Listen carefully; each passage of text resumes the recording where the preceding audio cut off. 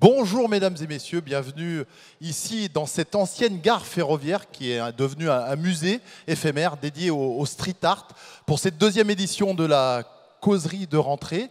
Bonjour à vous, amis internautes qui nous regardez sur les réseaux sociaux, depuis le bureau, depuis la plage, depuis vos vacances. Et bonjour à vous, mesdames et messieurs, merci d'être venus, d'avoir répondu présent à l'invitation de la Ligue. Merci à vous, les joueurs. Bon, vous étiez un petit peu obligés de venir, hein. C'était plutôt une contrainte. Bon, apparemment non. Ça s'est bien passé hier soir. Alors, pour commencer cette journée, cette causerie, je ne serai pas tout seul. On est un trio, une triplette comme à la pétanque. On commence par les dames, la merveilleuse, la talentueuse Géraldine Ponce d'Eurosport, qu'on peut applaudir. Bonjour Géraldine. Voilà. Ouais, ça met un peu d'ambiance. Il y a Eurosport, il y a France Télé, hein, bien sûr, mais il y a aussi Canal+. Je me dirige et je vais m'asseoir près de mon collègue. On l'appelle GG, Guillaume Garrigue, dit Roy Lapoutre. Ça va, Guillaume? La forme? Salut Romain, ça va, bonjour à tous. Bon, comme tu l'as vu, il y a du beau monde aujourd'hui. Hein, on a parlé des joueurs. 14 joueurs du top 14, 16 joueurs de Pro D2. Il y a également l'entraîneur de l'équipe de France. Oui, également le manager champion de France du Castres Olympique, Christophe Furios. Furios. Christophe Furios, magnifique. Et le président, notre président, mesdames et messieurs, qu'on peut applaudir, s'il vous plaît, Paul Gauze, président de la Ligue. Merci. C'est notre hôte ce matin, Guillaume. Exactement, Romain. Je sais que tu me dis, mais Romain, pourquoi la Ligue est venue ici dans ce lieu qui est quand même assez magnifique? Mais en fait, je t'explique. Tu as vu, il y a des œuvres d'art. C'est le street art, c'est la culture urbaine. Et nous aussi, on est entouré d'artistes hein, qui sont sur le terrain. Bon, il y a des peintres aussi, mais il y a certains artistes. Alors, j'allais dire, c'est un peu spécial aujourd'hui. Oui, alors tu l'as dit, hein, il y a un côté un petit peu décalé. La webconférence, c'est la deuxième édition. Le principe, c'est que vous le suivez sur les réseaux sociaux, Facebook, Twitter, les réseaux sociaux de la Ligue nationale de rugby. Vous pouvez interagir avec le hashtag Rugby Live. C'est le principe donc, de la webconférence, causerie de rentrée, Romain. Ouais. Il y a déjà des réactions et notamment des commentaires sur le lieu. On va voir si ça marche parce que ça n'a pas trop fonctionné à la répétition, donc c'est un peu la nouveauté. Ouais. Y a-t-il la première question, je l'ai dans l'oreillette. Pourquoi, Géraldine, as-tu une veste jaune? Aux couleurs de Mont-de-Marsan. Ah, c'est ça. Parce que je suis bordelaise. Ça te va comme réponse? Alors, la question affichée. C'est moi qui l'ai lu, c'est toi qui l'as lu. Non, vas-y, je vois pas, j'ai pas mes lunettes. Qu'est-ce que vous inspire ce lieu? Tu as Jonathan Best qui est à côté, ça nous évitera de se déplacer. Merci. Voilà. Non, le cadre est sympa. Après, ça change un petit peu notre quotidien, mais on a visité, c'est beaucoup plus grand à côté. On a fait des photos originales. Voilà. Mais le but, c'était aussi de tous se rencontrer parce qu'on n'a pas forcément l'occasion de se croiser, notamment les joueurs de top 14 hein, qui sont en Pro D2. Donc c'était un beau moment de partage tous ensemble. Est-ce que tu as déjà bombé, toi? Bombé, c'est taguer. Non. Faut y mettre. Géraldine, en tout cas, ils sont un peu endormis. On se demande ce qu'ils ont fait hier. Hein. Faut vous réveiller, messieurs, là, un petit peu. Le côté sympa, c'est qu'on visite Paris grâce à la Ligue chaque année. C'est toujours plus. On va finir peut-être après le périphérique si ça continue parce qu'on recule chaque année. La Ligue nous fait voyager tous les ans. On est ici dans un lieu un petit peu underground, on le disait, c'est vrai, avec toutes ces œuvres d'art qui sont à acheter, je le précise pour ceux qui veulent. Et c'est vrai que c'était important pour nous voilà, de proposer quelque chose d'un peu différent cette année dans cette conférence de rentrée. Alors on a voulu aussi y mettre notre patte parce que c'est vrai qu'on a 30 joueurs. On peut faire un match, on a les coachs pour les consignes, mais il manquait un petit peu de l'âme rugby parce qu'on n'est pas sur un terrain. Et donc, on vous a proposé une petite œuvre éphémère. Elle a été faite en partie dehors. Elle va être continuée et poursuivie en graphisme pendant toute la conférence de presse. On va aller voir ce qui se passe et puis on ira la voir surtout finie à la fin. Regardez.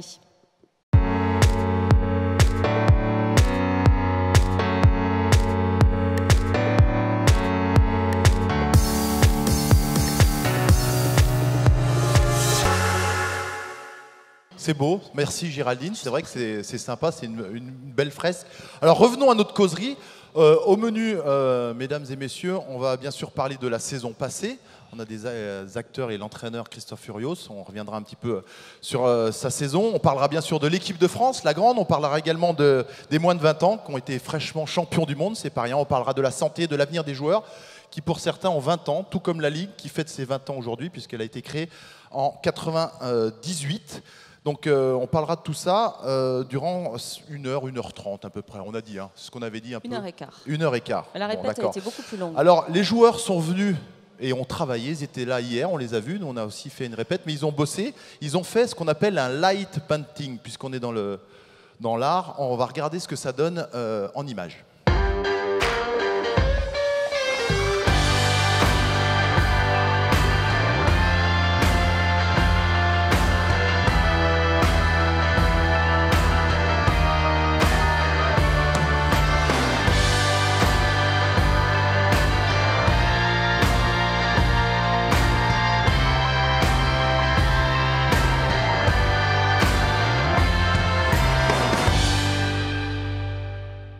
Alors vous vous demandez tous, oui c'était beau la préparation, qu'est-ce que ça donne au résultat? Eh bien sûr, on a les images, on regarde.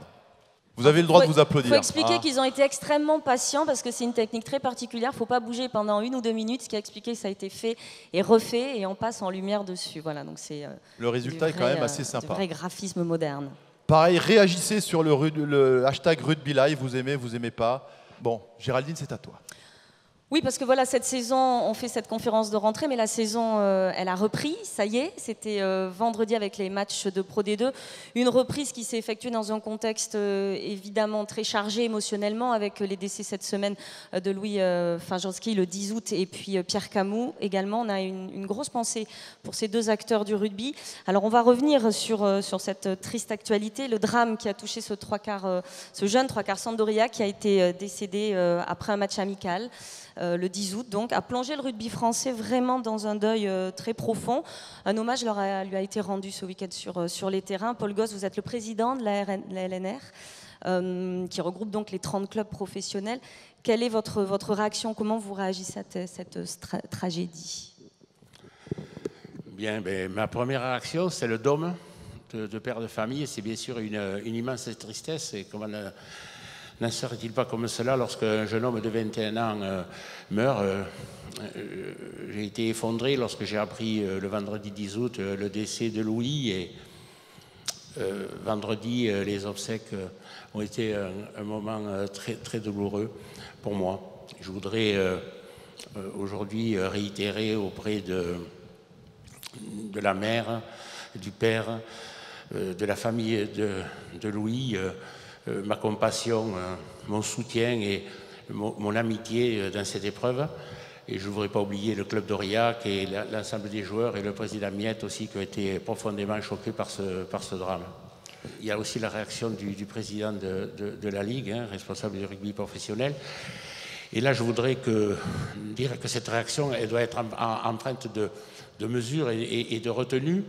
Lorsqu'on est devant un tel drame, je pense que il convient d'avoir cette attitude. Et je regrette malheureusement qu'un certain nombre de personnes ne soient pas rentrées dans cette logique de retenue et de mesure qu'il y a lieu d'avoir, je vous dis, dans ce type de situation. Je pense qu'à ce jour, la seule attitude, c'est soutenir la famille dans sa douleur et préserver le deuil de la famille. Oui, je voudrais aussi profiter de dire Pierre Camou, président de la fédération entre 2008 et 2016, qui a disparu cette semaine aussi, le 15 août. Alors Pierre Camou, c'était un homme, beaucoup d'ici bien sûr le connaissent, c'est un homme intelligent, cultivé, très proche du rugby amateur et avec lequel, pour ma part, j'ai eu beaucoup de plaisir à travailler et à collaborer au fil des années lorsque lui était président de la fédération et moi président de la Ligue. Voilà, donc je voudrais qu'on ait une pensée pour Pierre Camou. Le décès de Louis a soulevé beaucoup de questions aussi sur la protection des joueurs. Qu'est-ce que fait aujourd'hui la Ligue pour la santé de ces joueurs? D'abord, je voudrais dire que la protection de la santé des joueurs, c'est une priorité absolue pour les institutions et une responsabilité aussi que nous avons. Alors, je dirais poursuivre, disons, la protection de la santé des joueurs. Pourquoi poursuivre? Parce que depuis plusieurs années déjà, un certain nombre de mesures ont été mises en place, comme le protocole commotion. La saison dernière, on a, disons, perfectionné ça avec un système vidéo qui permet au staff médical de suivre les actions et de détecter éventuellement des incidents qui n'auraient pas été vus en live. Et puis vous n'êtes pas sans ignorer qu'à partir de septembre 2017, le docteur Dufour, qui est président de la commission médicale à la Ligue, a mis en place le Grenelle de la santé des joueurs, qui a intégré à la suite de cela l'observatoire médical, puisque évidemment la santé des joueurs, ça concerne aussi bien le monde amateur que le monde professionnel. Et donc, à travers cet observatoire médical, on a réuni autour d'une table l'ensemble des personnes qui sont susceptibles d'apporter qui pouvaient apporter leur expertise et leur expérience autour de la table. Je parle évidemment des institutions, des docteurs, des médecins, des staffs médicaux, des joueurs, des arbitres. Enfin, il y a un certain nombre d'experts aussi qui ont été appelés à venir. Cet observatoire a travaillé de septembre au mois de mars, et le 29 mars, l'Observatoire a nous a proposé 45 préconisations, dont 10 sont valables pour le rugby professionnel. Et donc, dans les 10, 4 sont déjà mises en pratique cette saison, puisqu'elles ont été mises en pratique dès ce week-end dernier, là où nous avons fait la première journée de D2. Et bien sûr, elles seront mises le week-end prochain pour la première journée de top 14. Et puis je terminerai, parce que je vous vois impatiente, le temps passe, par le fait qu'au mois de septembre, une réunion va être instaurée avec la fédération, nous-mêmes, les médecins, pour accélérer la mise en place des préconisations qui ont été faites par l'observatoire médical et éventuellement améliorer encore le système, puisque, je le répète, je finis par ce que j'ai dit en introduction, la protection de la santé des joueurs, c'est pour nous une priorité absolue pour l'avenir de notre sport. Parce que c'est aussi un travail au long cours, hein. Vous parliez de toute la dimension que ça imbrique, il y a beaucoup de choses aussi qui sont liées à ça. C'est quoi le calendrier? Parce que là, il y aura une réunion en septembre, mais est-ce que vous avez un calendrier à proposer, voir les évolutions? On reparlera ensemble avec Guillaume tout à l'heure, hein, des 4 préconisations qui vont être appliquées déjà. Ils sont appliqués depuis le week-end passé.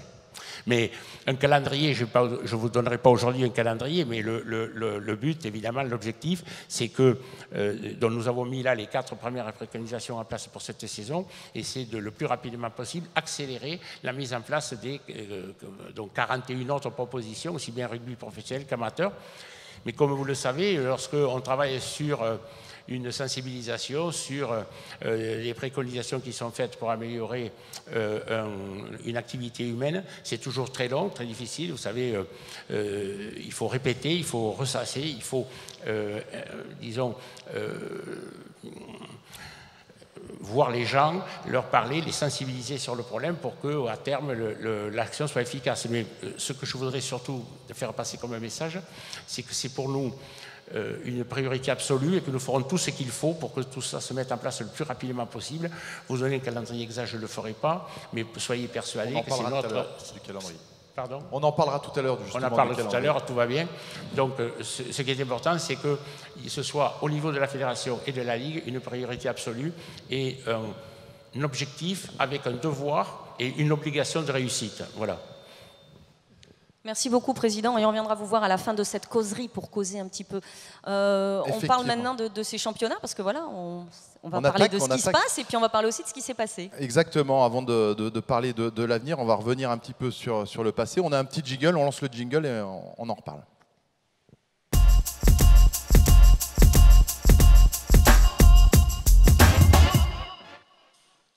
Alors c'est à toi mon petit Guillaume. Oui, c'est à moi. Mais oui, c'est à toi. En compagnie de 2 champions de France, donc ils sont là ce matin, c'est Mathieu Babillot et Christophe Furios. Mathieu, le capitaine du Castres Olympique, vous aviez terminé 6e de la phase régulière et puis il y a eu cette épopée des phases finales. Qu'est-ce qui restera dans quelques saisons et dans quelques années de ces moments?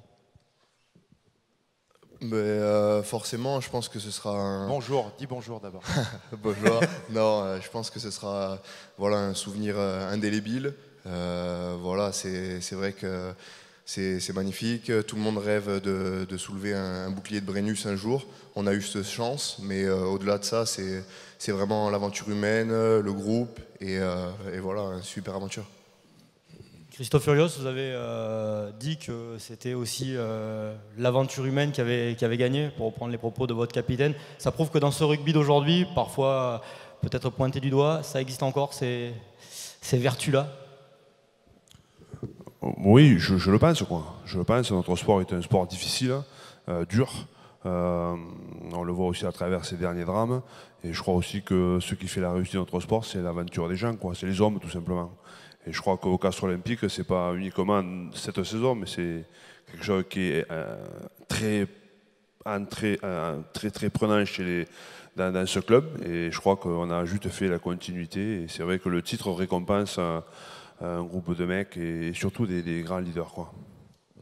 À Castres, il y a les leaders, il y a aussi les supporters. Et la Ligue de rugby a organisé une rencontre avec une famille de supporters qui a reçu deux personnalités, le bouclier de Brennus et Paul Gauze. Regardez.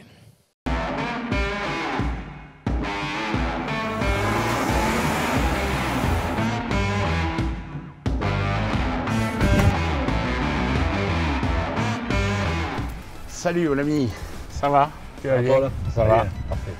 Je te le confie pour la journée? Ben ouais, si tes supporters veulent bien me le rendre ce soir, il revient ici.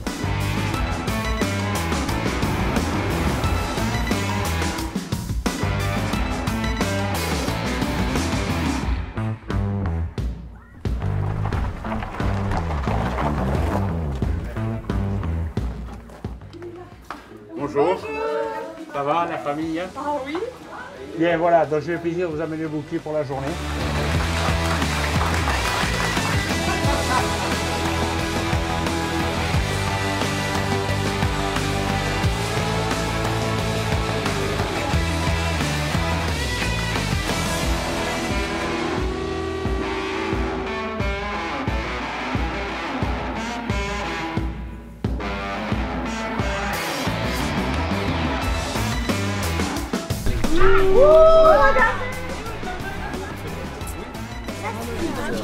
Bonjour.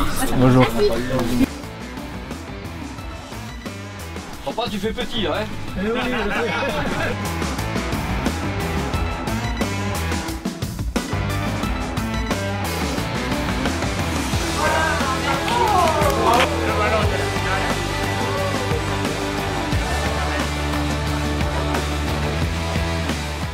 Capot Urios. Alors là, comment te dire? Tout moment, je peux tomber.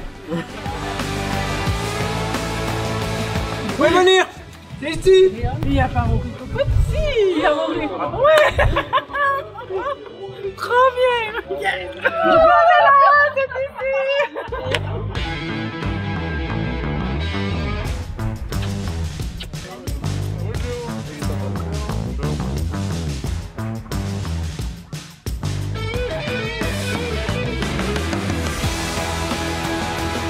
Il y a Rory, il y a Rory, il y a Rory.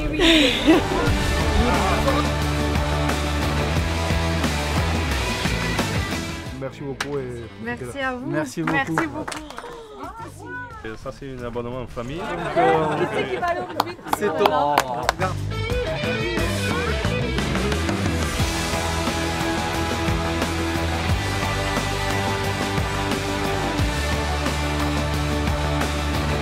Incroyable, magnifique, parfait. C'est tellement au-delà, c'est parfait.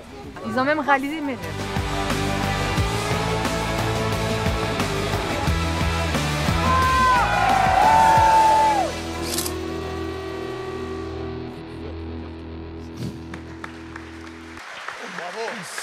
Bravo au Castres Olympique, on a vu le bouclier de Brennus. On sait qu'il a pas mal, il y en a un autre bouclier qui a pas mal voyagé en Catalogne. Voilà, il y a eu ça cette année avec le champion de top 14. On fera peut-être la même chose avec le champion de Pro D2 qui est avec nous. Hein. C'est l'USAP qui a gagné l'année dernière au terme d'une finale incroyable, tant sur le terrain qu'en dehors. Les Toulousains s'en souviennent encore. Tom, quel souvenir vous allez garder de cette saison dingue menée de bout en bout? Bonjour à tous. Bon, je ne vais pas faire très original, je vais rejoindre un peu ce qu'ont dit les Castrés. Voilà, c'était une aventure humaine extraordinaire, que ce soit pour les joueurs, pour tout l'ensemble du club et pour les supporters. Voilà, ça fait 4 ans qu'on attendait ça, de remonter en top 14, et avec la nouvelle formule en plus, ça s'est couronné sur un titre. Donc c'est des moments magiques qu'on gardera à vie. Maintenant on a un beau challenge qui nous attend, donc là on est passé un peu à autre chose. Ouais. À titre personnel alors? À titre personnel, c'est des moments formidables, voilà, il faut en profiter, bien le fêter. Et ensuite, voilà, se remettre dans cette saison top 14 qui nous attend. Alors vous l'avez bien fêté, on va voir quelques images du bouclier justement du champion. Vous allez voir ça, je ne sais pas si vous l'avez bien traité. En tout cas, il s'est improvisé plateau à sushi. J'espère que vous l'avez bien lustré derrière. Vous l'avez rendu en bon état, il est là, hein, mais il est passé de main en main comme ça? Ouais, il a dû un petit peu être bricolé. À un moment, il y a quelques vis qui sont tombées, mais c'est sûr qu'on en a bien profité. Il a bien voyagé dans tous les différents villages de la Catalogne.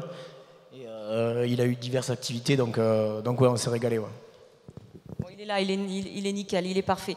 Toi, en revanche, tu n'as pas eu la chance de le soulever, ce bouclier. Non. Mais j'ai ouï dire hier que tu non, il paraît que la Ligue va mettre une petite caméra, pas une GoPro, mais une minuscule pour le champion, pour vraiment suivre, pour être dans l'inside. Donc faites gaffe, messieurs, mesdames. Alors, il y en a qui n'ont pas eu la chance d'aller jusqu'en finale, hein, mais ils ont vécu quand même une saison extraordinaire. Les demi-finales, en plus, j'allais dire, avec Félix Lambet à la maison. Déjà, un mot sur cette saison un petit peu folle. Bonjour à tous. Ouais, non, c'était une super saison. Déjà d'être dans les 6 pour nous, c'était un résultat assez exceptionnel. Donc pouvoir gagner à Toulon et effectivement jouer une demi-finale à Lyon, on en rêvait tous un peu, mais on pensait que c'était un peu compliqué, mais c'était une très bonne nouvelle et on s'est peut-être cru un peu arrivé justement pour cette demi-finale, ce qui a fait un match un peu compliqué contre Montpellier. Bon, ton entraîneur Pierre Mignoni, pourtant déjà à 1 mois, 2 mois avant, sentait le groupe, il y croyait jusqu'au bout, notamment, allez, on va dire sur le quart de finale contre Toulon. Il n'avait pas de doute sur ce groupe et sur cette capacité d'aller loin, très loin. Ouais, il essayait de nous donner confiance, donc il avait peut-être pas de doute, il nous a mis en confiance. Il y croyait dur et il nous a amené cette confiance pour ce quart de finale.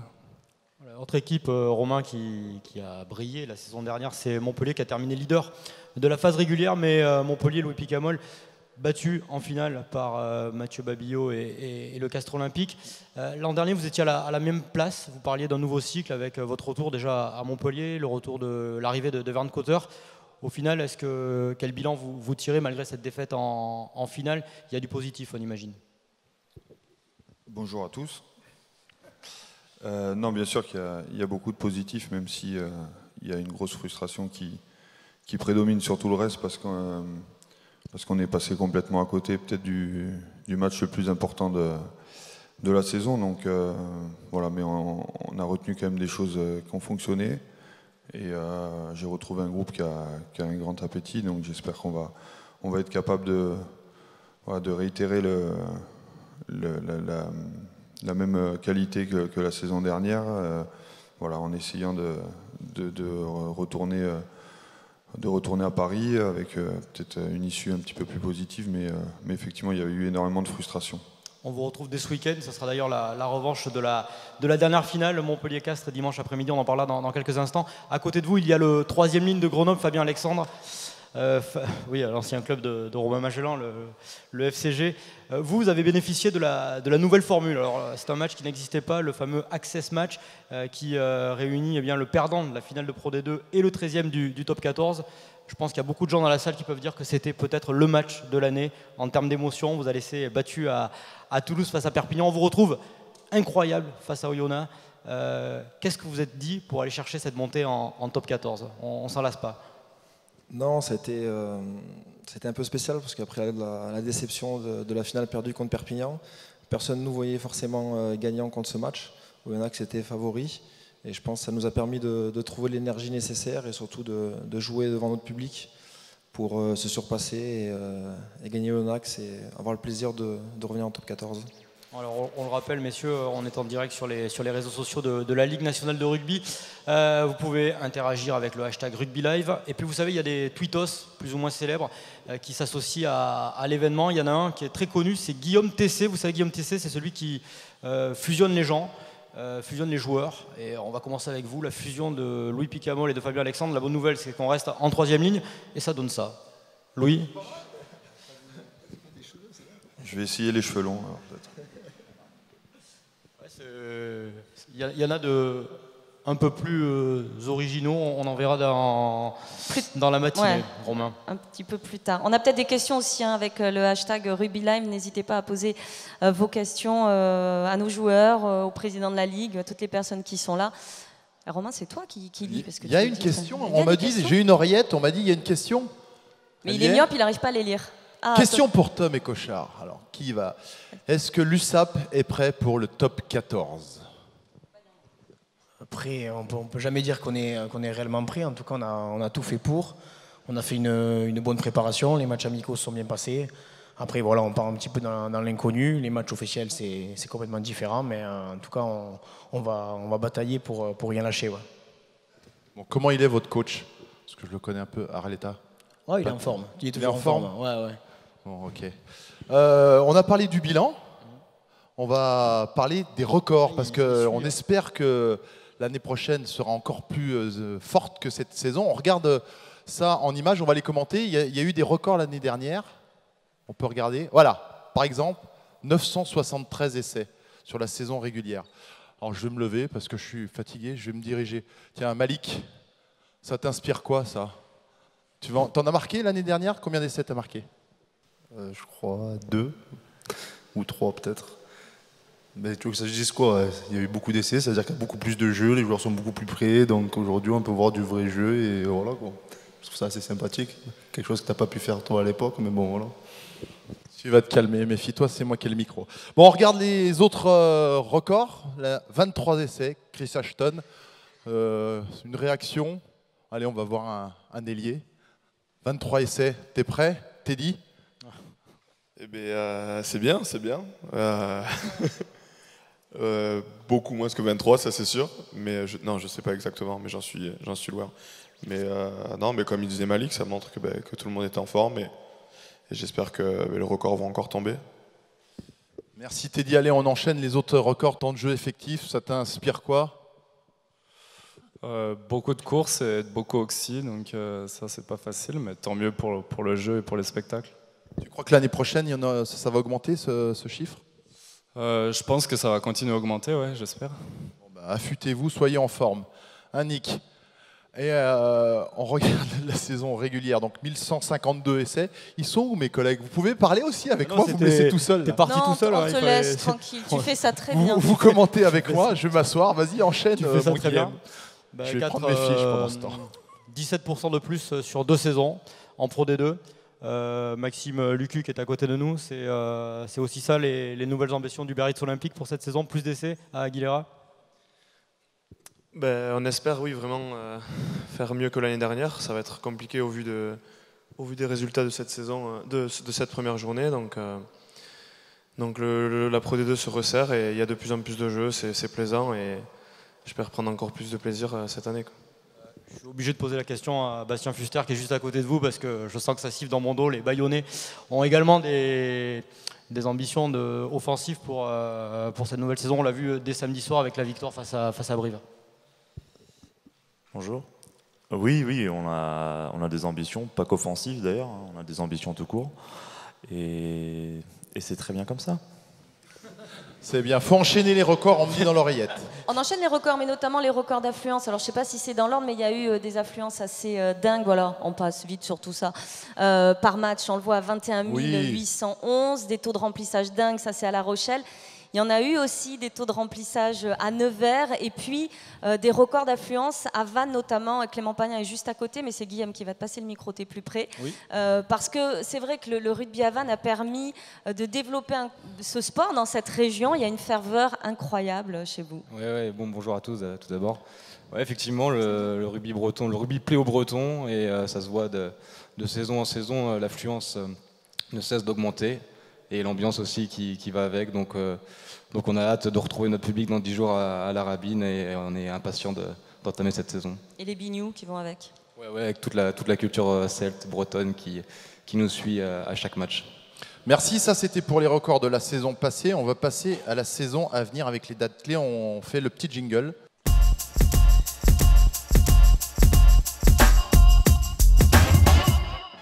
Voilà, donc là, je suis à côté de Anne-Sophie Sarrazin. Sarrazin. de blague. Bon, personne n'a relevé. Si ça te fait sourire, c'est bien. On ne fera pas de jeu de mots sur ton nom. Qui est la directrice compétition et stade de la LNR? On l'appelle la Miss Calendrier. Bon, Eric Baye qui est présent à son numéro aussi. Donc les dates à cocher pour l'année prochaine, importantes, qu'il faut vraiment marquer du stylo rouge. Bonjour Romain, bonjour à toutes et à tous. Donc effectivement, une belle saison nous attend encore cette année, avec pour commencer la traditionnelle nuit du rugby qui aura donc lieu le lundi 24 septembre à l'Olympia.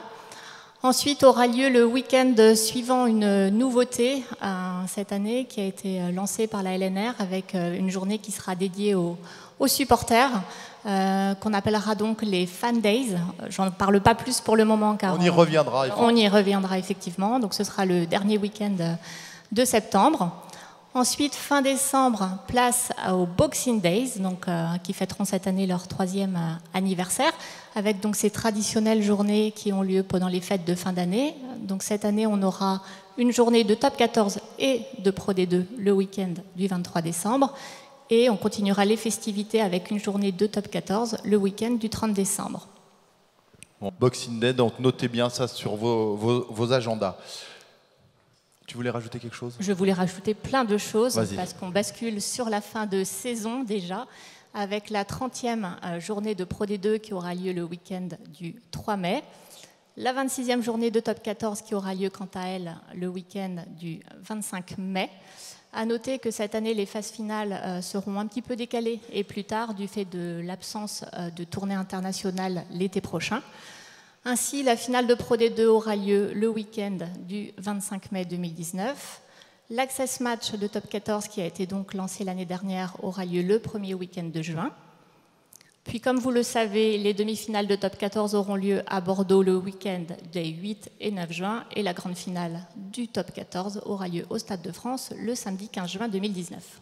Bon, là, on a été complet, on a toutes les dates, on vous les redonnera. Je suis également à côté de Thomas Auton, qui est le directeur de la communication de la LNR.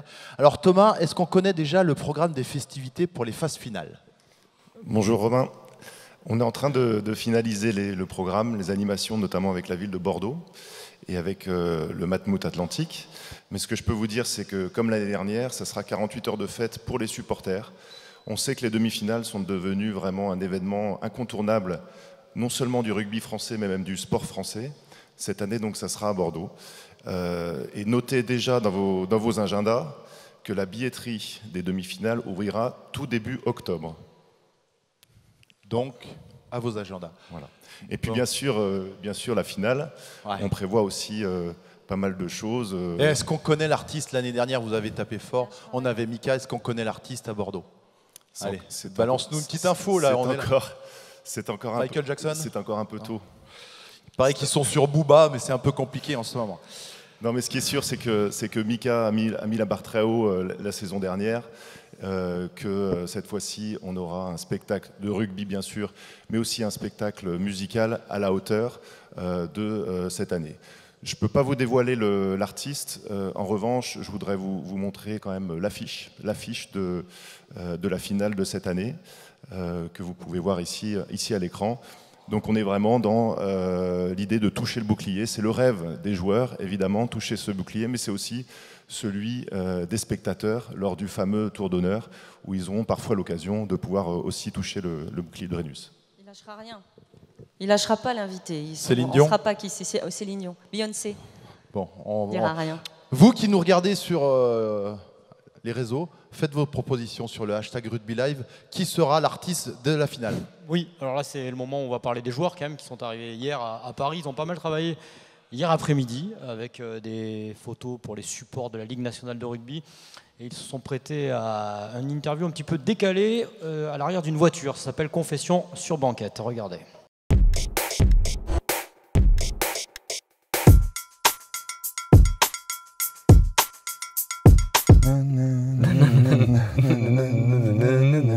I am a mountain, I am an eagle. Quand les souvenirs s'enchaînent, pas me viennent. I got a feeling. Une souris verte qui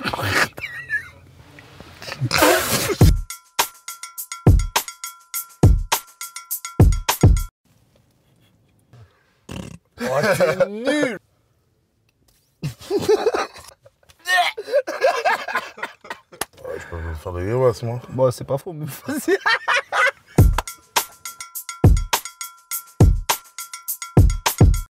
Ça me va. Ça me va. Il dit tout le temps, juste. Nous, il gueule souvent, il gueule go. Allez, les gars, il met les queues un peu partout. Arrêtez de taper dans ce ballon.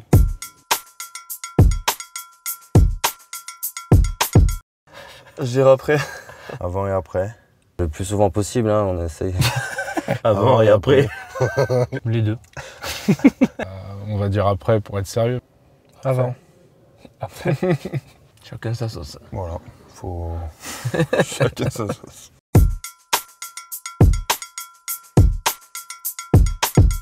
Ah, Teddy, il en a plein des blagues pour eux. Non, j'ai pas de blague. Moi j'ai une blague de merde. Tu connais la blague du petit-déj? Elle est géniale. Pas de bol. 6 fois 7. 42. On est drôle, on est pas drôle. Hein. Voilà. Ben, qu'est-ce qui est jaune et qui attend? Jonathan. Jonathan. Voilà pour les petites confidences. Sans alcool, hein, sans rien. Je veux dire, c'est... Bravo. Ça, c'était avant. Hugo s'est livré à quelques confidences. Alors, on est avec deux promus aussi de Pro D2. Christophe André qui est avec nous, Hugo Dupont. Un petit mot sur cette montée, sur les ambitions de votre club, parce qu'il y a de sacrés recrues, il n'y a pas que vous. Il y a Adrien Beau, Clément Darbo également, donc ça montre l'ambition de ce club. Comment vous allez... c'est quoi l'objectif? Jouer plus que le maintien en préparant tout ça? Bonjour à tous. Dans un premier temps, quand même, le premier objectif, ça restera le maintien. C'est vrai que on est un club promu et on est quand même dans un championnat qui est de plus en plus relevé de chaque année. On le voit, hein, d'année en année, c'est une équipe, c'est un championnat assez homogène où on a quand même une dizaine d'équipes qui bataillent justement pour les barrages. Donc, même si on a quand même de belles ambitions, où il y a un beau budget, on va quand même déjà s'efforcer de se maintenir le plus rapidement possible pour vraiment que le club après s'installe dans ce Pro D2 pour pouvoir voir plus haut après. Au final, Hugo, un petit mot sur cette montée. Comment vous l'avez vécu, vous, avec le club? Je ne vais pas être non plus très original, on a forcément super bien vécu. Je pense qu'on est énormément chaque année à vivre des montées à tous les niveaux, mais ce qui est marrant, c'est que nous, quand on vit ça, on a l'impression d'être champion du monde. Après, 2 semaines après, tu vois ce que fait Castres, tu te dis, bon, finalement, c'était pas non plus fou ce qu'on a fait, mais c'est ça qui est beau, c'est que chaque groupe vit ça de manière passionnée et ça restera aussi pour nous un super souvenir. Christophe le disait, c'est un championnat de plus en plus relevé, très difficile, ce championnat de Pro D2. Vous êtes monté 2 fois, vous êtes descendu 2 fois, j'imagine qu'il y a quand même un petit peu de pression, même si pour vous rassurer, un signe positif, sur les 2 dernières saisons, les promus sont restés. Hein. Ouais, pour ma part et pour quasiment l'ensemble du groupe qui est monté cette année, c'est la première fois. Donc pour nous, pour l'instant, on n'est pas redescendu. On est surtout super content d'être là. On est super content pour nos supporters qui puissent vivre une saison un petit peu plus intéressante avec des matchs à enjeu, des beaux déplacements, des équipes prestigieuses, et des super joueurs qui vont venir nous rencontrer. Donc pour nous, c'est super, il n'y a pas du tout de pression. Et on vous suivra partir. Ça a commencé déjà la semaine dernière, la Pro D2, alors que le top 14 démarre, Guillaume, ce week-end, avec notamment une très belle affiche, une revanche. Oui, des affiches. On va parler dans un instant de Toulon Racing. Il y aura dès 14h45 le match entre l'USAP, le grand retour de l'USAP en top 14, face au Stade Français. Tiens, le Stade Français qui a un nouveau manager, l'ancien sélectionneur des Springboks, Heineke Meyer, et Christian Lanta. Ça donne quoi si on les fusionne? On va voir la fusion de Guillaume Tessé, des 2 managers. Ouais. Votre avis, Romain? Je n'ai pas d'avis. Très bien. Teddy Thomas, le Racing 92, donc gros match pour commencer la saison face à Toulon. C'est la revanche de la finale 2016. Le Racing, dans quel état d'esprit? On rappelle que vous avez perdu en demi-finale lors de l'exercice précédent. Dans quel état d'esprit arrive votre club pour cette nouvelle saison? On arrive avec une nouvelle saison, des nouveaux objectifs, des nouveaux joueurs. Un peu comme tous les clubs, bien sûr. Mais on a un gros déplacement sur cette première journée. On va à Toulon, donc on sait que c'est une équipe avec de très grands joueurs. Et donc, dès la première journée, ça va être compliqué. Ça va donner le ton de notre saison. Et j'espère que ça se passera bien pour nous. À suivre donc samedi à 20h45 pour ouvrir cette saison de top 14. Oui, il y a des millions d'internautes et des millions de questions. Est-ce qu'on a une question dans mon oreillette d'un internaute ou d'une internaute? Oui, tu la lis parce que tu es en face de mon petit Guillaume, s'il te plaît. Alors, pour Mathieu Mabillot, donc il va falloir partir à la rencontre du capitaine du Castres Olympique. La question, c'est comment allez-vous trouver la motivation pour vous remobiliser et vivre les mêmes émotions que pour éviter de vivre ce que vous avez vécu lors de la saison 2014-2015. Ça va être quoi le discours? Ce serait plutôt pour Christophe Furios. Non, mais ouais, Christophe, de suite, à la reprise, nous a de suite remis dans le droit chemin. Et puis voilà, après, entre nous, on s'est dit les choses, on a vite fait le vide et évacué tout ça. On en a bien profité, mais maintenant, c'est derrière nous. Le rugby de haut niveau va tellement vite qu'on ne peut pas s'attarder dessus. Pardon. Christophe, c'est quelque chose qui vous avez pointé du doigt de suite. C'est le trou d'air qui peut suivre un titre. Sur quoi vous avez appuyé pour éviter ça? Bon, effectivement, on a des exemples récents où c'est pas facile les années post-championnat, post-top 14. Donc, bon, on est reparti de façon très simplement, on n'a pas changé. Hein. On a une intersaison plus courte. Le challenge, c'est pas de conserver le titre, c'est surtout de faire en sorte de regagner une place dans les top 6. Quoi. Question? Merci, non, c'était très bien. Comme on est un petit peu à la bourre, on va enchaîner. Je suis toujours à côté de Anne-Sophie. Anne-Sophie, parlez-nous de la grande nouveauté de cette année. On l'appelle les Fan Days.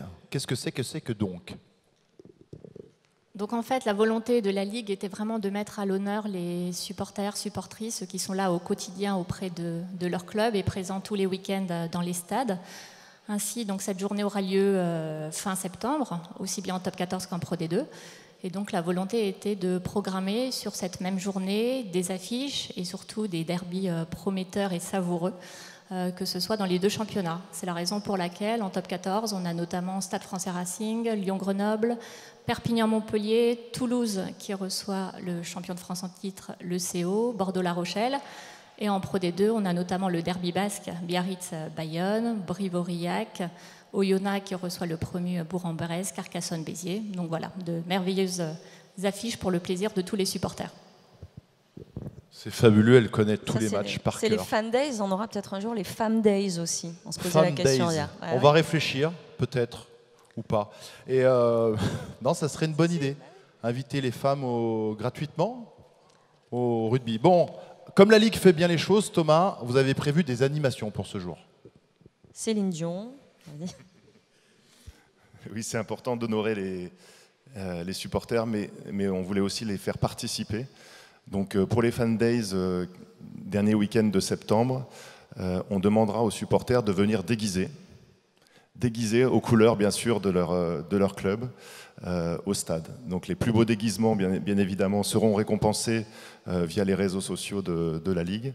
Donc on veut vraiment faire de cette journée spéciale la journée la plus extravagante en termes de costumes pour les supporters. Et puis on proposera aussi des choses avec les clubs directement et avec la Fédération française de supporters de rugby avec laquelle on travaille pour cette journée.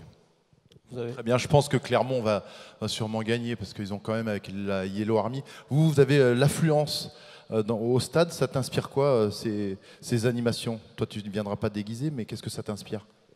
Ouais, c'est top pour le spectacle et pour le public surtout. Après, on n'est pas sûr de ne pas être déguisé parce que chaque année à Noël et au jour de l'an, on a toujours un petit pull sympa. Donc je pense qu'il peut avoir une bonne idée. Merci. C'est très bien. En très grande forme, Jeff Poirot, ce matin. En tout cas, vous avez fait passer le message. On a parlé des supporters. Il y a également les arbitres qui ne sont pas représentés ce matin puisqu'ils sont en stage.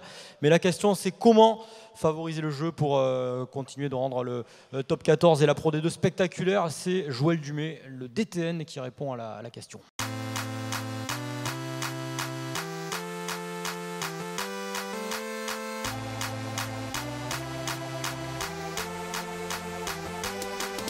Toujours pareil, du discernement, essayer bien sûr et encourager l'équipe utilisatrice. Et il faut que l'équipe qui est en défense, elle aussi, elle ait ses chances de contester le ballon.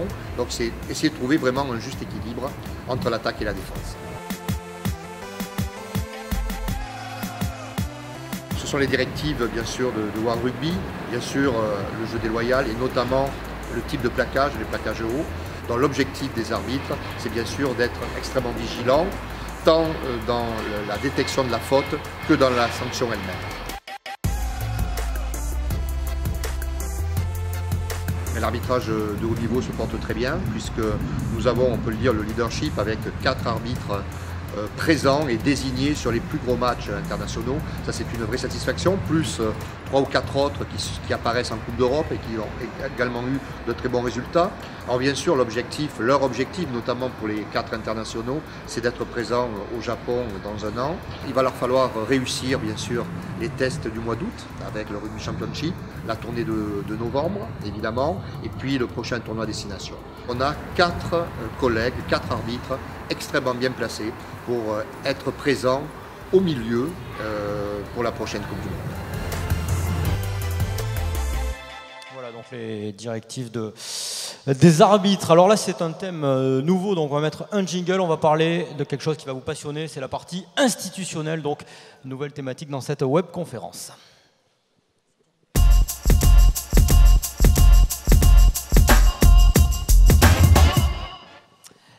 Et parmi les grandes nouveautés, les grandes informations de l'été, c'est la nouvelle convention signée entre la Ligue nationale de rugby et la Fédération française de rugby. On accueille ce matin avec nous le sélectionneur du 15 de France qui nous fait l'honneur d'être parmi les joueurs de Top 14 et de Pro D2. On va rappeler les 3 grands principes de cette convention. C'est surtout favoriser le 15 de France, rapprocher les staffs des clubs et votre staff, Jacques Brunel, avec on peut le dire, une mise à disposition optimisée. Concrètement, ça change quoi? Ça change quoi? La durée de l'intersaison reste à 10 semaines pour les joueurs qui sont protégés. Il y a une mise à disposition aussi lors des grandes échéances qui seront novembre et le tournoi.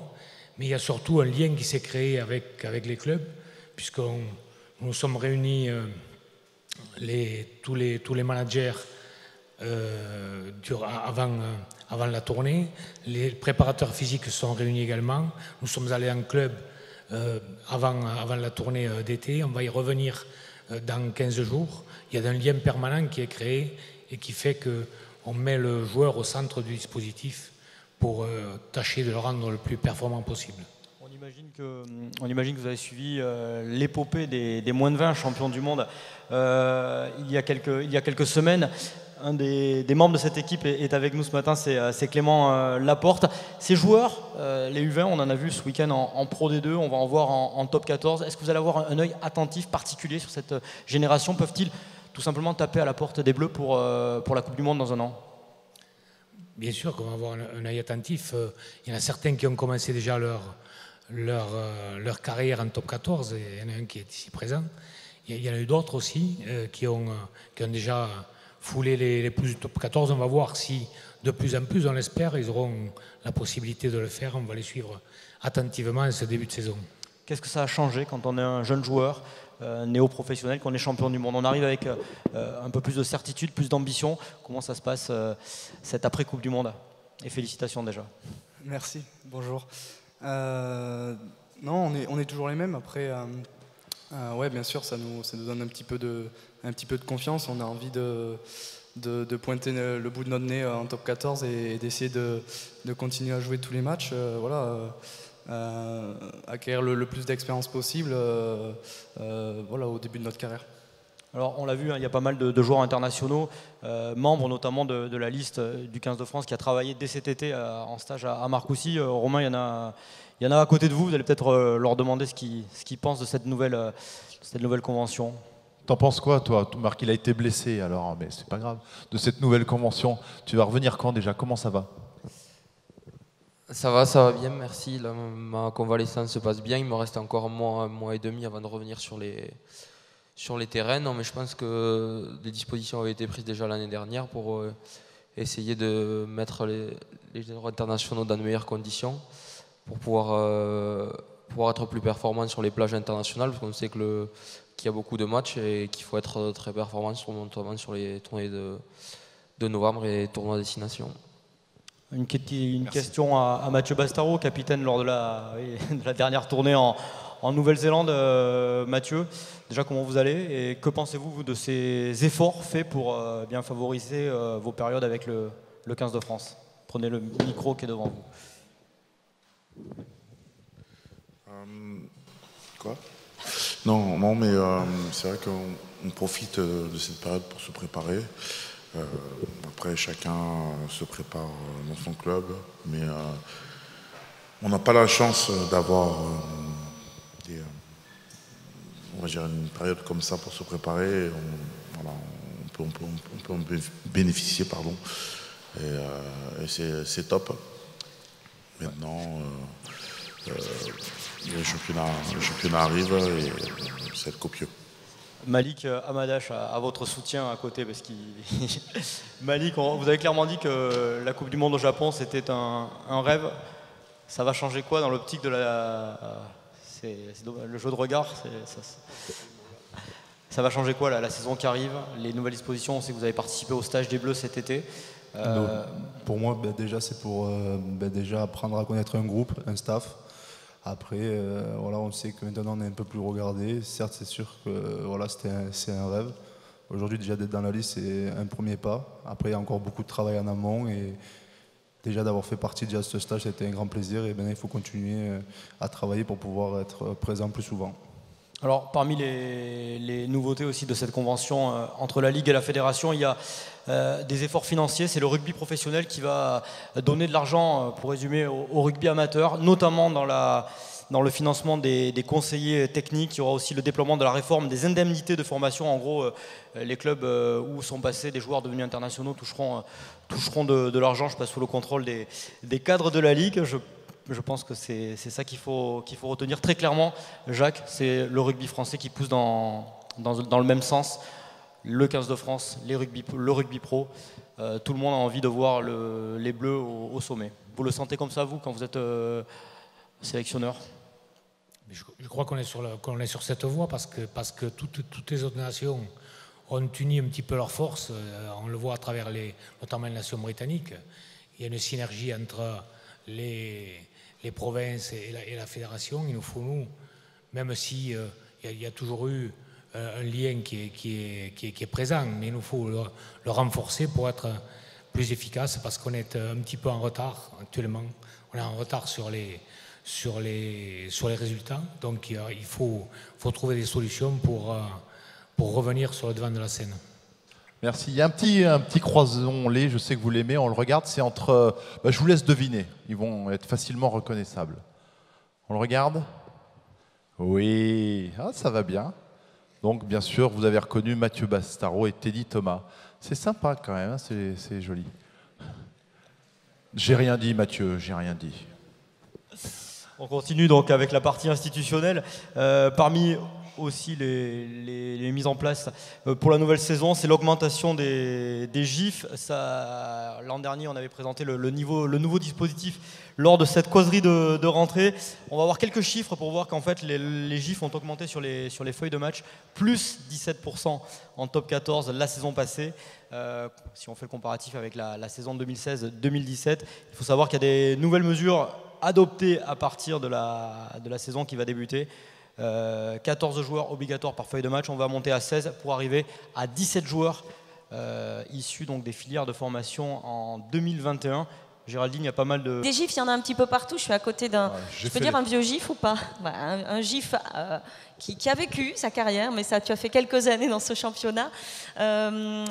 Dis-nous un petit peu quoi tu penses. On a vu effectivement que ça allait être augmenté, qu'il y a des quotas. Est-ce que c'est bien pour toi ces quotas? Est-ce qu'il faut aller encore plus loin?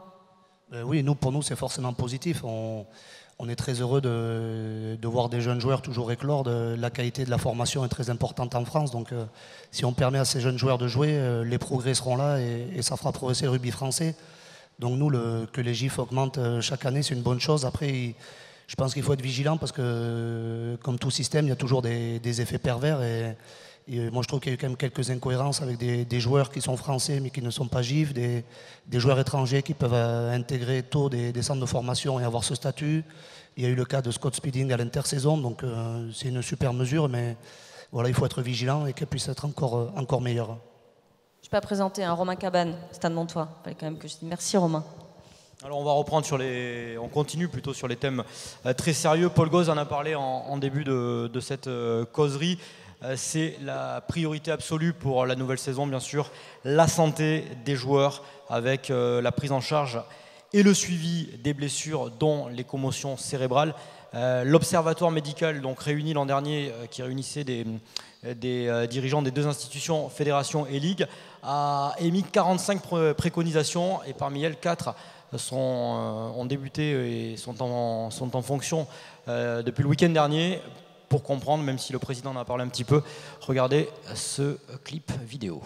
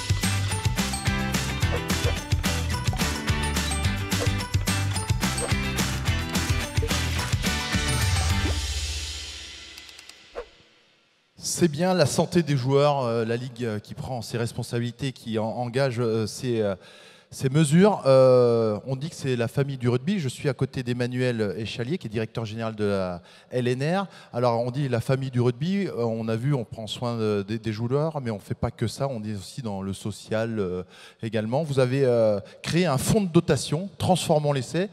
Vous pouvez expliquer à quoi sert ce fonds ? Oui, bonjour Romain. Notre fonds de dotation Transformons l'essai, on l'a créé il y a peu de temps, il a été créé au printemps. Sa vocation, c'est d'aider, de soutenir, d'accompagner des initiatives solidaires de la famille du rugby. La solidarité, c'est une valeur importante de notre sport. Elle se concrétise sur le terrain, mais aussi en dehors. Et il y a beaucoup de projets qui sont portés par des joueurs, des anciens joueurs, qu'ils soient pros ou amateurs, des éducateurs, des dirigeants, des supporters, des arbitres qui concrétisent cette solidarité à travers des initiatives au sein de la société. Voilà, ce ne sont pas forcément des initiatives qui ont lien avec la pratique du rugby. Le lien avec notre sport, c'est qu'elles sont portées par un membre de la famille du rugby et c'est pour ça que nous nous intéressons à elles. Alors, comment vous allez choisir ces projets pour les accompagner ? On a lancé un appel à projets il y a quelques semaines. Nous allons sélectionner 4 ou 5 à l'issue de la phase d'appel à candidature. Et ces projets les projets sélectionnés seront accompagnés au plan structurel, ils seront accompagnés aussi en communication pour mieux les faire connaître et puis ils seront également soutenus financièrement à travers une plateforme de financement participatif avec notre partenaire ULUL. Et pour chaque euro collecté auprès des internautes, auprès des projets retenus, la Ligue et son fonds de dotation abordera aussi à hauteur de 1 euro jusqu'à 15 000 euros par projet. Ah, c'est chouette. Bon, concrètement, si on veut déposer un projet, comment ça se passe ? Concrètement, c'est très simple. Il suffit d'aller sur le site transformonslessai.ulul.com jusqu'au 2 septembre. Donc, il reste 15 jours pour déposer, présenter son projet. Et à partir du 3 septembre, nous examinerons les 4 ou 5 projets qui seront accompagnés tout au long de cette saison. Parce que Nick Abdanon a un projet. On en parlera peut-être tout à l'heure. Non. Alors, on va regarder quand même ça. On a des images sur ce fonds de dotation. On regarde ça en images.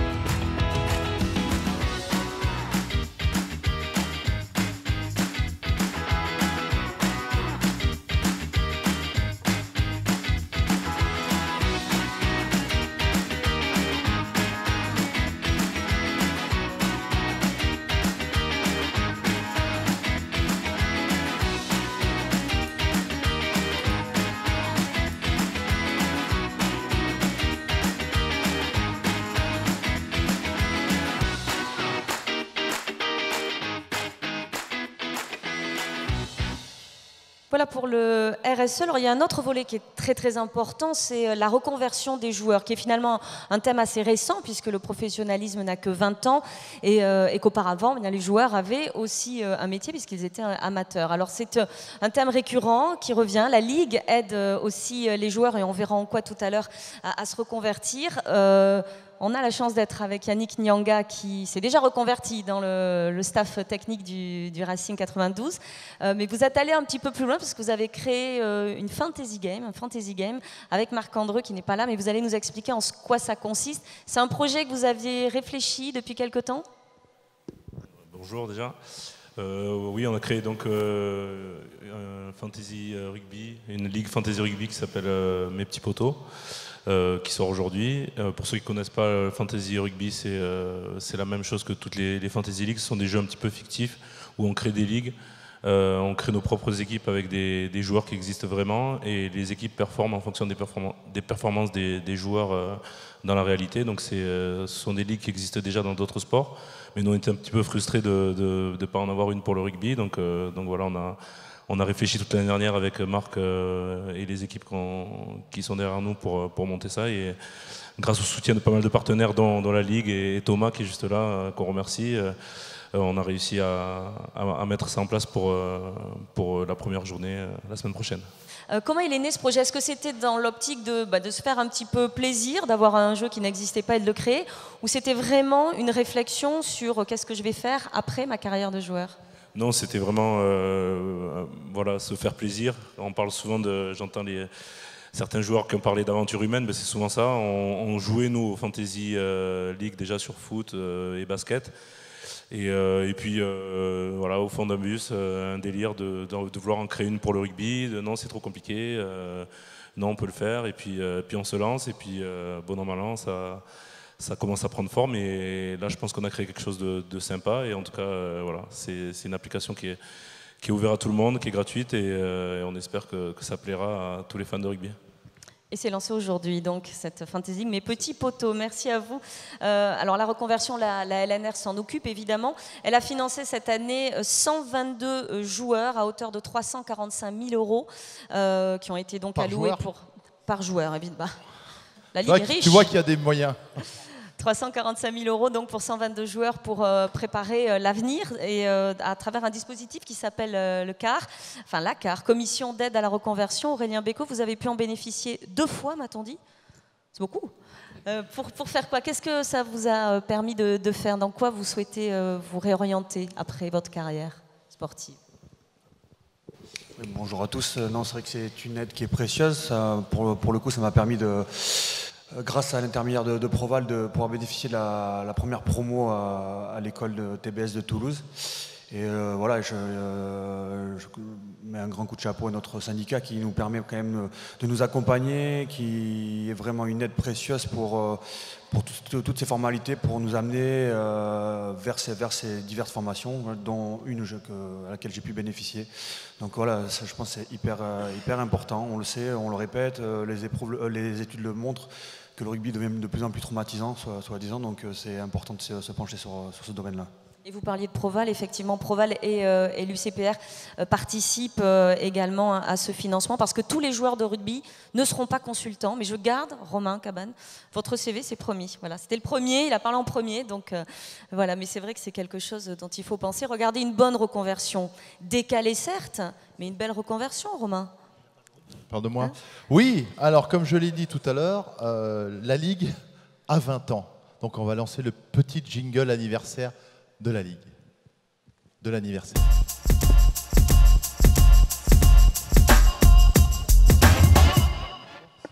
Alors justement, je vais me lever, je vais aller voir un petit peu des jeunes. Tiens, non, j'en ai un. T'as quel âge, Antoine? Comment tu vois le rugby dans 20 ans? Ouais, moi j'ai 21 ans là, donc le début de la Ligue, je ne l'ai pas trop connu. Mais dans 20 ans, je ne sais pas ce que ça pourra devenir, qu'il y ait encore plus d'essais, que le rugby puisse garder quand même ses valeurs qui en font de sa force, et ça sera déjà pas mal. Toi, à ton avis, le rugby dans 20 ans, tu le vois comment? Si ça continue comme ça, c'est vrai que j'espère qu'on verra toujours des gabarits différent, dans le sens où on verra toujours des petits, des grands, des gros, des moins gros. Des noirs, des blancs. Ouais, surtout ça.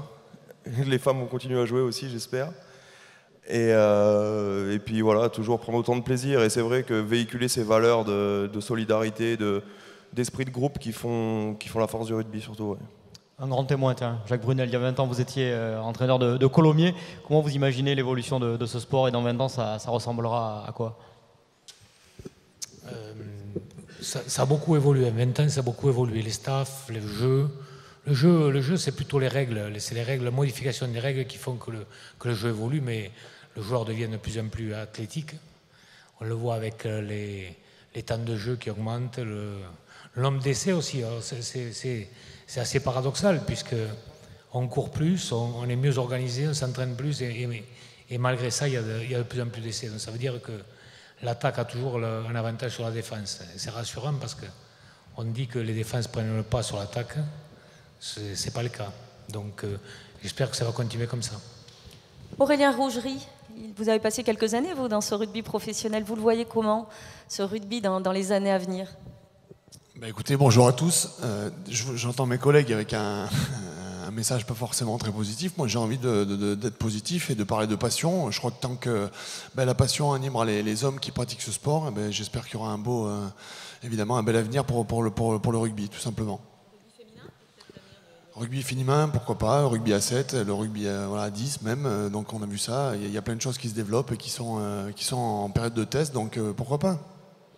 Bon, je suis à côté de Christian Califano qui a 102 ans de carrière, toi tu as connu le rugby en 1832, non, sérieusement, comment tu vois le rugby dans 20 ans? Bonjour à tous, alors comment je vois le rugby dans 20 ans, avec toujours la même passion et surtout avec beaucoup de spectacles et puis des joueurs bien préparés. Je pense qu'avec tout ce qu'on a entendu aujourd'hui, je pense qu'on est sur une bonne lignée où il y a des choses qui vont se mettre en place, des choses intéressantes. Et puis je trouve que les joueurs s'impliquent énormément. Et encore une fois, on a la chance d'avoir un rugby qui s'est professionnalisé à 100%. Et quand je vois l'évolution qu'on a, vaut mieux. Voilà, ça donne que des bonnes choses. Mais par contre, je voulais te poser une question. Tu as du réseau? Non, je voulais poser une question aussi à Aurélien Rougerie. Comment ça se passe pour avoir aussi Yannick Nyanga, pour avoir ces postes d'emploi fictifs au sein des clubs? Est-ce qu'il y a une formation particulière? Ouais, tu sais que je t'aime. Il y a une formation, mais il faut éviter de passer par la cafétéria parce qu'après ça passe pas. C'est ça aussi l'ambiance rugby, merci messieurs. J'adore, hein, on a parlé beaucoup de passion et tant mieux. Donc le rugby dans 20 ans, j'espère qu'il y aura toujours de la passion. De la passion, il y en a également, il y a un petit lancement. Non, est-ce qu'il y a peut-être un tweet? Est-ce qu'il y a un tweet? C'est un tweet d'abord, je sais pas. Est-ce qu'il y a une question internet? On le rappelle, hashtag rugby live. Est-ce que ça suit ou pas sur les réseaux sociaux? À tous les joueurs présents, vous tentez de faire le défi d'El Ali. Qu'est-ce que c'est? Malik. Les jeunes parlent aux jeunes, en fait, Romain, là, tu vois. Les moins de 40 ans ne peuvent pas comprendre. Enfin, les plus de 40 ans. Désolé, je connais pas. Non, mais dis-nous, moi je sais pas ce que c'est. Non, mais c'est Louis, c'est bien le faire. Et je balance pas. Qui? Louis Picamol. Tu peux nous en parler? Qu'est-ce que c'est? Louis va t'en parler, c'est bien le faire. Non, mais expliquez-nous au moins ce que c'est. J'en ai vu un sur les. J'ai un doute, c'est avec les doigts, je crois. Mais c'est quoi? Ça a l'air dur à faire. Non, c'est en haut. Ouais, j'y arrive pas. Il y a une autre question tweet. On me demande quelle est la marque du gel d'Aurélien Rougerie, parce qu'il y a la mèche rebelle de Paul Gauze, mais alors à côté ça bouge pas du tout, hein. Rien. Ah, il faudrait que vous lui donniez. Il fait froid ici un petit Comme peu. quoi il y a des questions intéressantes ou pas. Alors, je dois lancer cette fois-ci, on me dit dans l'oreillette, hein, le confidence sur la banquette, on regarde ça en image.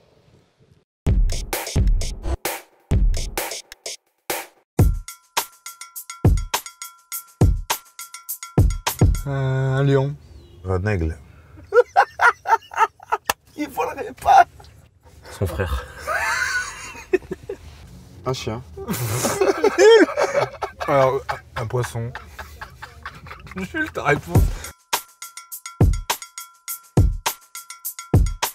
Cogno. Être mouton, tu es. Bah. Tu connais pas celle-là, Tony Montana? Vous êtes au île de Ré? Si. J'ai omis les autres cailles. C'est une catastrophe.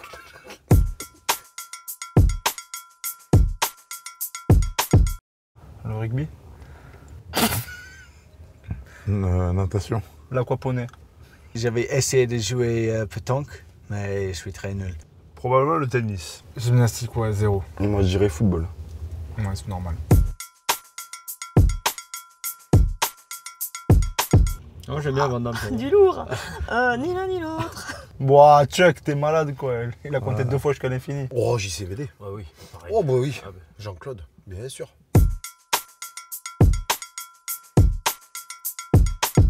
À la Coupe du Monde, acteur. Pouh, acteur. Joueur. Joueur. Ouais, joueur. Il est bon en acteur aussi. Oh. Acteur. Acteur. Ça reste un grand talent. Joueur.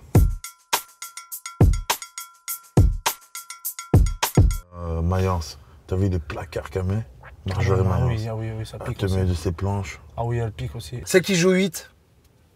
Qui joue à Montpellier Avec des dreads? Ah ouais. Alors elle, j'aimerais pas la prendre dans la gueule. C'est trop fort pour nous ça. Ouais. Trop vieux pour ça. Et cette petite causerie touche à sa fin. Alors on va finir comme on a démarré avec vous, Paul Gosse. Causons un petit peu. Voilà, la saison elle est lancée depuis vendredi. Quelles sont vos attentes pour 2018-2019? Mais comme on l'a dit, beaucoup de jeux, beaucoup de passion, beaucoup de suspense.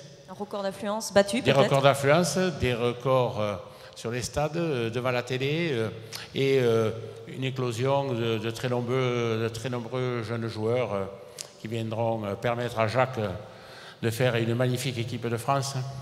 Justement, on a entendu Jacques Brunel sur la nouvelle convention signée entre la Fédé et la Ligue. La formation, c'est vraiment la priorité?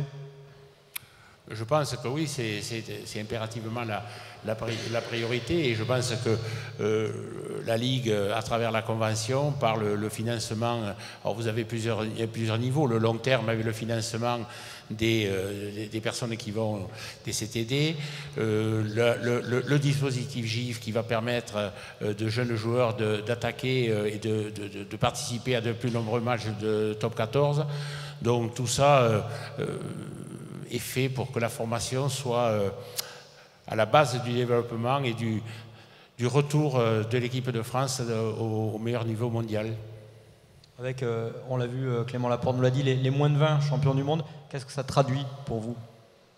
Ben on va dire, on est optimiste, hein, c'est les premiers effets de tout ce qu'on vient de dire, en particulier le fait des GIF qui jouent de manière plus conséquente dans les équipes de top 14. On a vu que l'équipe de France de moins de 20 avait était l'équipe qui avait le plus de joueurs qui jouaient déjà au niveau professionnel. Et donc je pense que ce phénomène, en s'amplifiant par le durcissement du dispositif GIF, va permettre de le faire prospérer et donc, comme je le disais, de nous amener de très nombreux jeunes talents pour l'équipe de France dans les années prochaines, dès la Coupe du Monde de 2019 et bien sûr celle de 2023 en France. On a une petite surprise, je crois, un petit croisement. Parce que c'est vrai qu'on a beaucoup parlé de la Convention et de ce rapprochement avec la Fédération qui a inspiré notre ami qui fait de l'assemblage. C'est ça, je cherchais son nom, regardez. C'est pas si mal. Vous plaisez-vous comme ça? Non, je me plains pas. Je me plains pas. Bon.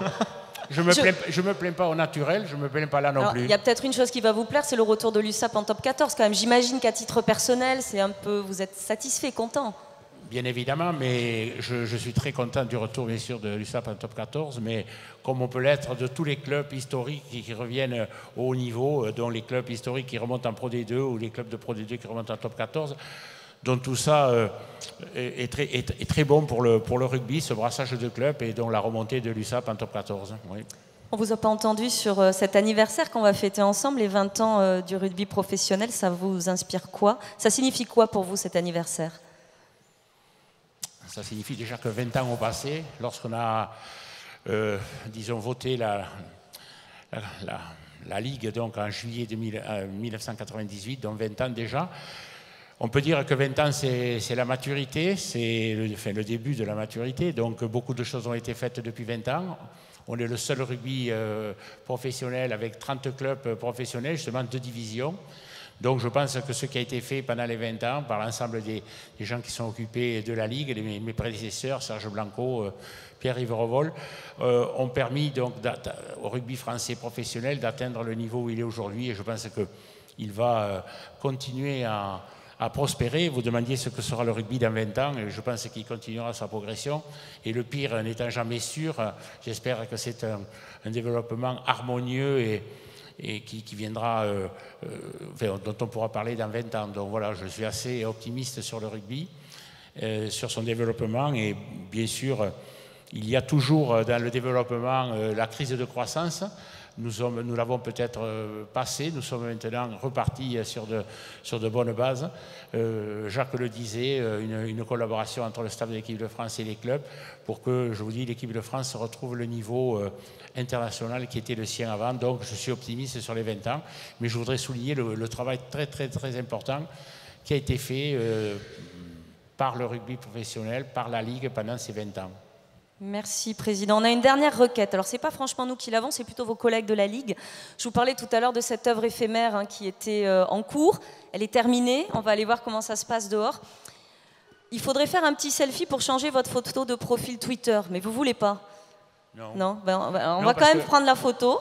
Je veux dire pourquoi, parce que... C'est un vrai compte, on précise. C'est un vrai compte, et mon profil, c'est une photo de moi quand j'avais 25 ans, et je veux dire, je ne veux pas la changer, parce que quand je la vois, je me rassure, je me dis que je n'ai pas toujours été comme aujourd'hui, ça me rassure, vous voyez. On va faire une belle photo quand même. Voilà, je vous propose qu'on aille faire ça avec ceux qui veulent faire cette photo devant ce panneau. On sort alors, on sort. Parce qu'il est éphémère, Allez, on y va, on va aller devant. Alors on va juste proposer à ceux qui peuvent se lever. Ouais. Merci aux joueurs, merci de... Non mais vous pouvez, mais il y en a certains, j'ai la sensation qu'il ne faut pas bouger on va de la aller dehors, chaise. on va aller dehors. Passez une bonne saison, régalez-nous sur Eurosport, Canal+, évidemment, et puis France Télé. Régalez-nous, on a un beau sport et une bonne journée. On va devant la fresque et on fait la photo. Ouais, les joueurs de Pro merci D2 Géraldine, actifs, toujours, merci c'est bien. Guillaume. Merci à tous. Romain, merci à tous. Allez.